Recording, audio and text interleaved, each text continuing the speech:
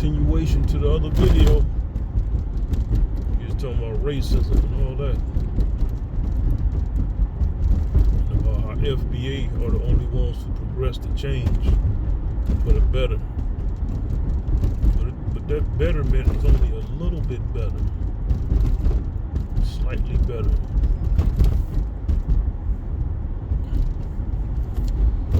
It's nothing major. Like a lot of you immigrants and foreigners, man, like y'all like to talk down on us, FBA. Y'all been doing it for decades. We should have been check y'all, but we doing that now with this delineation, reparations movement.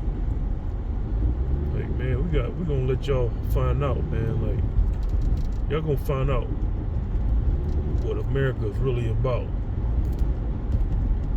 Well, they're probably gonna try to make it get similar to Jim Crow again. But I think we're gonna be better off this time around. FBA, y'all immigrants and non-FBAs, y'all not gonna be better off. Y'all gonna have to pull y'all yourselves up by y'all bootstraps for real. Y'all gonna see what America's really about. And it gotta happen that way, man. So people gotta understand what we really been doing all this time. Man, y'all just think when y'all say America, y'all think somehow white society decided to try to improve the race relations between black and white people. It's not how it went down, man. That's not how it go down. We're the only one who push progression, man. We're the only ones. FBA. We're the only ones, man. And we do that by getting violent. That's why they had the tanks out, man. You don't roll the tanks out for innocuous kinds of people, man. Yeah, we outnumbered and all that, and they don't really need tanks. But perhaps they do need tanks. Some might say, well, that's just a show of force. But why such an overwhelming force? You might as well just put some nukes up on the street and say this is waiting for you. Oh, oops, they can't do that. Can't show nukes, because what good is nukes? A nuke war on American soil. See, that's the thing. If the United States is gonna fall, when I say the United States, I'm talking about the white people who run it. If they're gonna fall, it's gonna be a ground war. It's not gonna be no nuclear war. You can't shoot nukes. Now here's the thing with that though. They can't use nukes only if they losing. I'm talking about losing by a lot. Then it's like, hell, we might as well just blow everything up. We ain't lost anyway. It'll be something like that. That's why any war like that is fought on American soil. You know, it can't be to complete utter annihilation. Now white people are trying to annihilate us to complete annihilation. But I'm talking to black people. We always gonna have to negotiate with them. Cause we can't really even if we had the capabilities to do it on the ground war, they just drop nukes. And I'm not talking about just from the soil. They can do it from the ocean. So we can never really completely defeat them. See, we missed that chance. We missed that chance. Unless one of our scientists come up with some dangerously race-skipping biological weapon, then that's another story. It'll hit them so swiftly they won't be able to send no nukes. They won't even be able to know where it came from. But that's another story. I'm just saying, like, as black people, we don't have to accept their mistreatment. But like, far as any kind of wars is for, it always had come to negotiation. We missed that ship where we could have completely annihilated the white supremacists, man, on this land. They too seated in with too much technology, too much destructive technology. So what's our recourse? It's always gonna be negotiations. We can decimate them. We can decimate them. But we can't completely get rid of them without that risk of them going scorched earth, and without their allies joining in to make sure it happens. So, but as far as like thinking of peaceful solutions, that's not going to happen. Nothing going to change doing that. There's still going to be wars and battles, but the days of complete utter annihilation, that's behind us. The only way we as black people or FBA, we can completely annihilate our enemies to extinction is we gotta have off-world capabilities. I'm talking about starship capabilities, where we can go to other planets and stuff like that. That's the only way. Well, we can do it if we have asteroid bases and stuff like that, colonies on other worlds. We don't necessarily have to go to another Earth type of environment. We can always dig underground and hollow out the environment and make it hospitable. I'm just saying, can't be here and doing it. But I think the ultimate solution for us as a black people is we gotta get nuclear capabilities, man.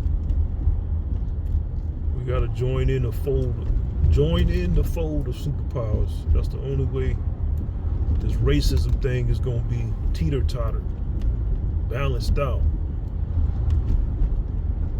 That's the only way to bring peace, man. The threat of utter annihilation from all races. See, it's not about peace no more, man. I don't think people's capable. When I say people, I'm talking about the white collective. They're on top, man. It's like it's only natural for them not to want it to end, to lose that advantage, man. If we was on top, we'd be the same way. Nobody want to relinquish power and control and authority, man. That's not logical, really. You got to be kind of like off your bunkers to really do it. That's why you can't really expect white people to change and be, and quote unquote, be better, because that's all that is relative, man. Relatively thinking, relatively speaking, to them they are better. Ain't nothing wrong with them, man. And if you was on top, you would think nothing wrong with you. You'd say, well, only the strong survive. See, they understand that concept. When you understand that concept of only the strong survive, you'll see that really, man, there's no right and wrong. It's just the victor and the loser. I remember I said I was having a long conversation with a long time friend from high school, man. We used to have these long conversations for a long time, for hours, sun up to sundown, as teenagers. But he saw me so long after so many years, and I can tell the stuff, some of the philosophy I was bringing his way, he couldn't accept it, man. He was still kind of like on that church, soft, forgive everybody, forgive your offenders stuff. And I'm not on that stuff, man. Like I told him, I said, good and evil is relative, man. It doesn't really exist. Somebody say, well, you know what evil is from your perception. That's what is evil. Let's take, for instance, somebody picks a baby up and bashes your baby against the wall or something. Somebody say, well, that's evil. For your perception is evil. You perceive it as evil. Got some cops behind me. Lo and behold. I'm just saying, that's your perception of evil. But what if that baby belonged to the enemy? They smash your people's babies against the wall. What's wrong with that? Say, well, there's an innocent baby. Well, they did it to your innocent babies. See what I'm saying? It's all relative. If you got a weak conscience, that stuff will bother you. A weak conscience comes from a certain way of being conditioned to think. You have a weak conscience.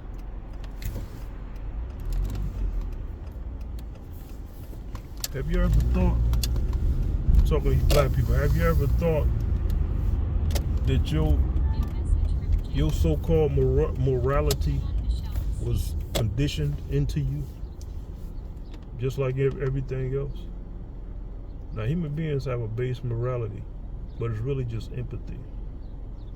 You empathize. You say, but how would I feel if this happened to me? That kind of keeps us in check, but that's a programming our Creator put into us. But that too got to be put in check, that level of empathy, because empathy for the wrong reasons is insanity. You're kind of insane to empathize with your enemy. That's why I was talking about turn that other cheek thing with the Christ in the Bible thing. To me, that's nonsensical. I will always question that in my mind. It will sit in my mind like, that don't really make sense. Like, how do you turn the other cheek? So somebody literally slap you to death? So you got to put the pieces together, man. And how did I make that make sense after all these years? It's your comprehension. It's your understanding that really, to a degree, is literal, but it does have limits. Like, even if you read the Bible, the Christ in it, that's what I'm saying, it's truth in it, in that book. He would speak to his disciples as if they should understand certain things, as if they should have common sense about things. Like, you turn the other cheek to fellow believers, man. It's not talking about just random people, a barbarian or a savage who has no kind of understanding of your nor empathy for you. You protect and defend your life, man.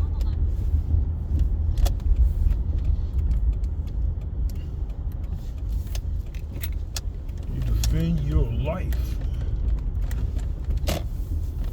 because that's built in, man. If suicide was the answer, then that would be the sermon, wouldn't it? It's suicide to let somebody beat you to death without protecting yourself.